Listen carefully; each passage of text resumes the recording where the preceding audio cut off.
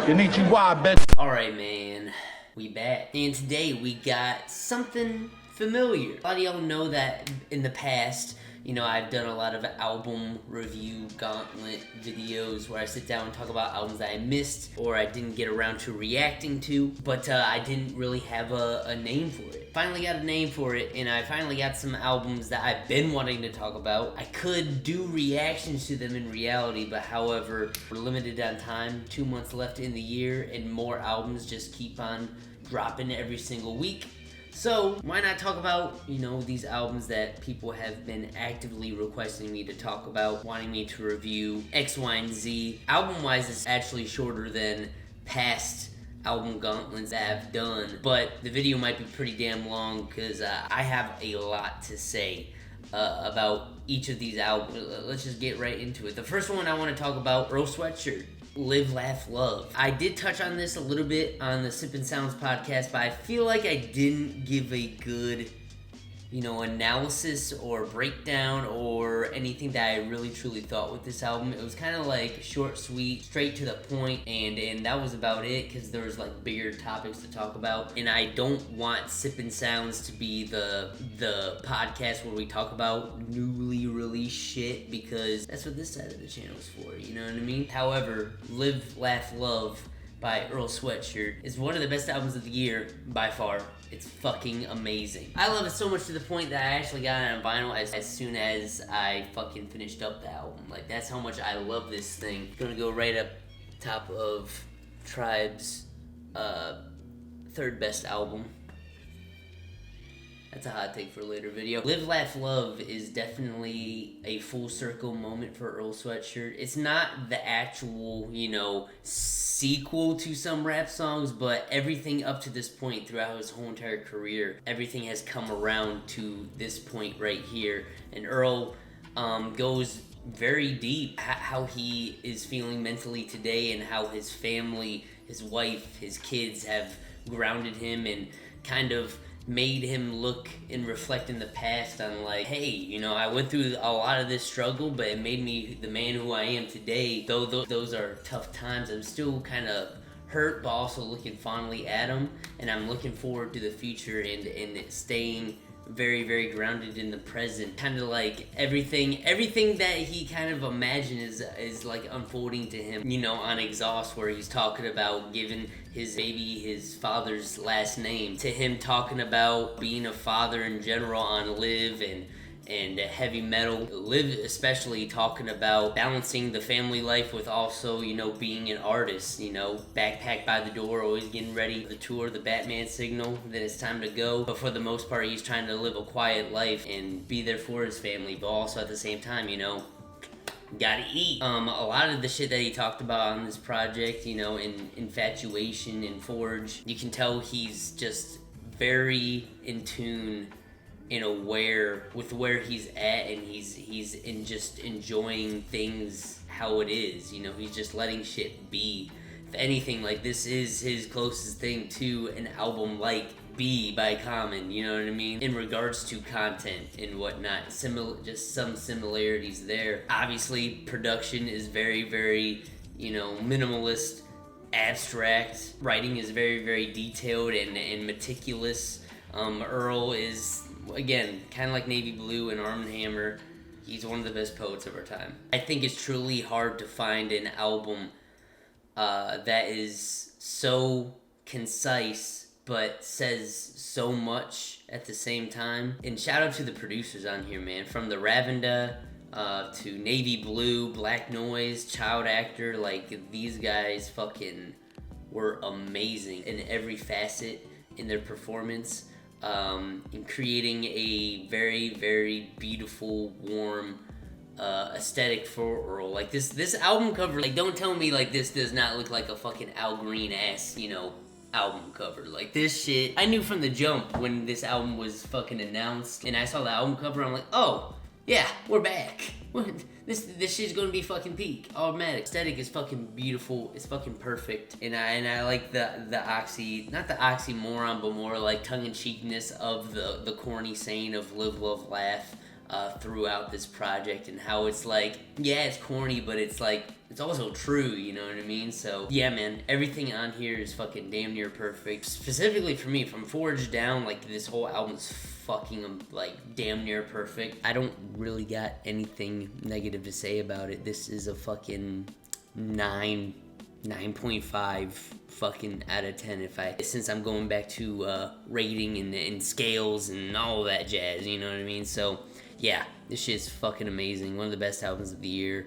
If someone said this is the album of the year, I wouldn't be mad at it. Next one I want to talk about is Dali Ain't Dead by ZelooperZ. ZelooperZ just continues to make just solid projects. I low-key think this is like a sequel to Van Gogh's Left Ear, because aesthetically he's just kind of masquerading or fitting in the image of a certain artist, you know what I mean? And this truly like is a dope follow-up to Van Gogh's Left Ear. Might I even say it's actually I actually like it more. I think Zach Fox's inclusion on the project, but also as an executive producer, you can definitely hear the tongue-in-cheek and goofiness exuded even more on an upper scale. There also is like a wholesomeness and like a sad touch sprinkled throughout everything. Like Bebe Kids is like very, very sad. It's a very, very sad track, but it's also like presented in a way that is like goofy, silly, and like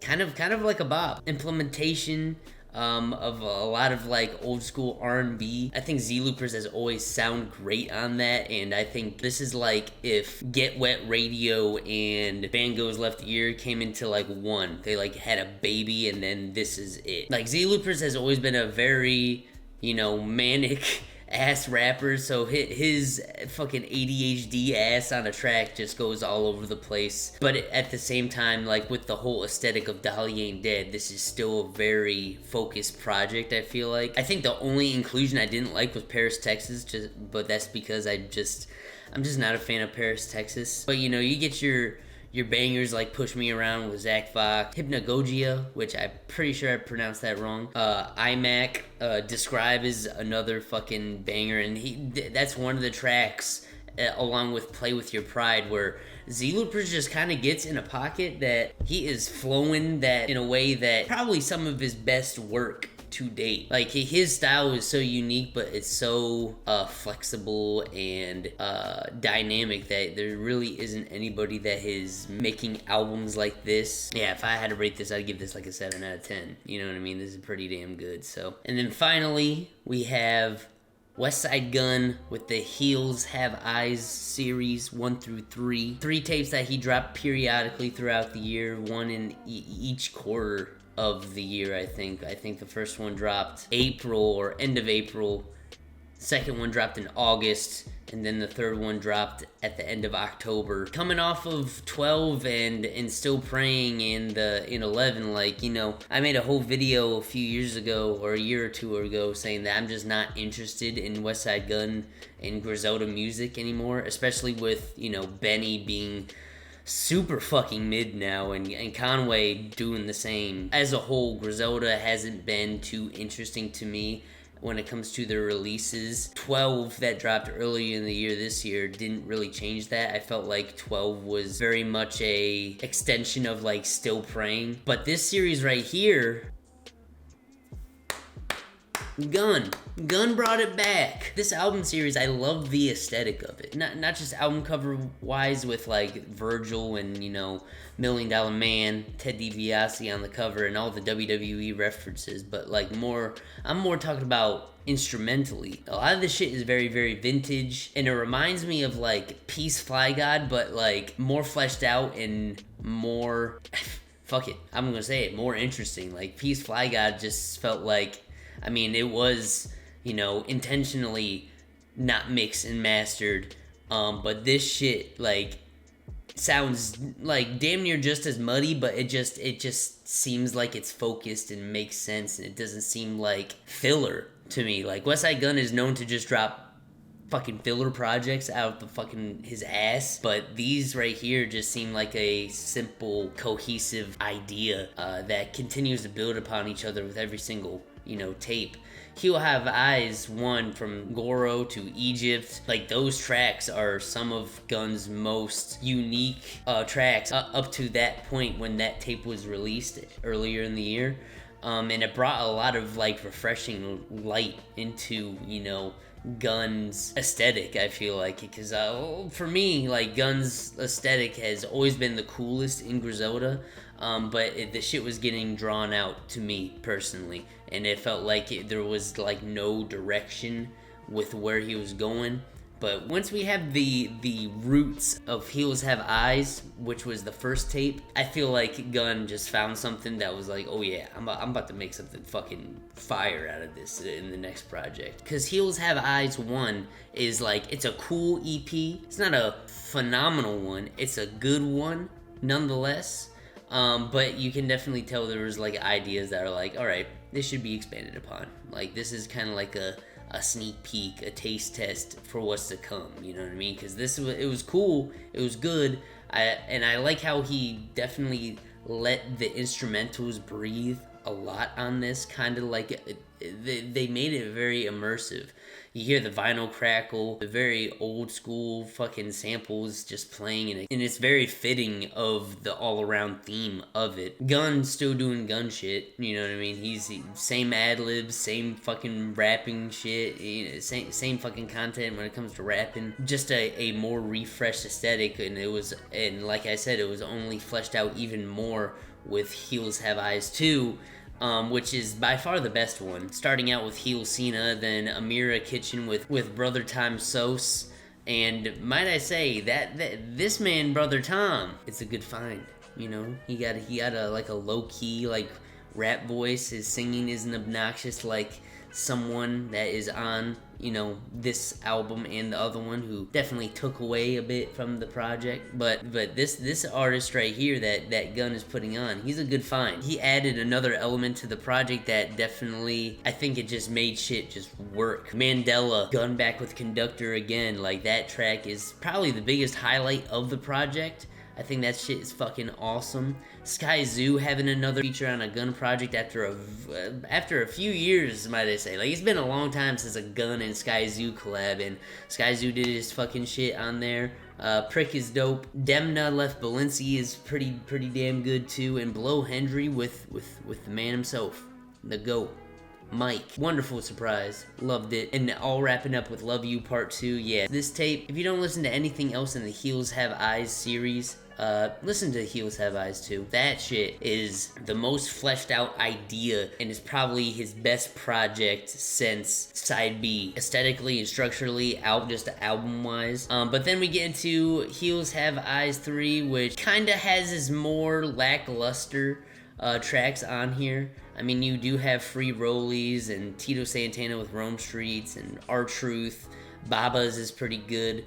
But all around, I feel like this one is just the Heels Have Eyes 2, but nerfed. And, it's not great by any means, but it's not bad. It's just like a kind of alright ending to what is Gunn's most interesting series since the 2021 album releases. Features still are they're hit or miss. Like Brother Tom and Rome Streets are good. Benny had cool inclusions, but Benny in 2025 is kind of like whatever. Stove God Cooks still just does nothing for me. If I had to compare him to someone, he would be like Terriana Arnold on the Detroit Lions. Like, he's a fucking disease. But other than that, I enjoyed this series for the most part. I liked it. It was very, very refreshing.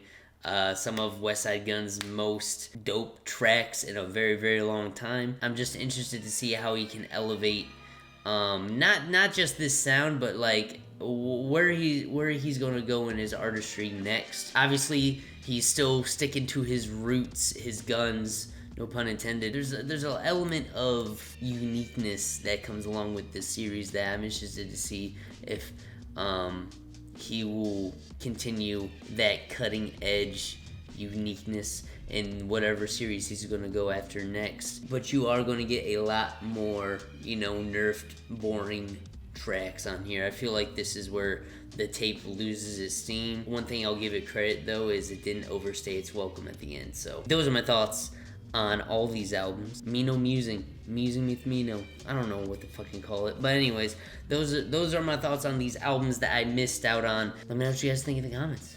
Put your opinions down below. And yeah, I'll leave it at that. Hope y'all enjoyed. Subscribe. Like. You know the rules. Take care. Peace.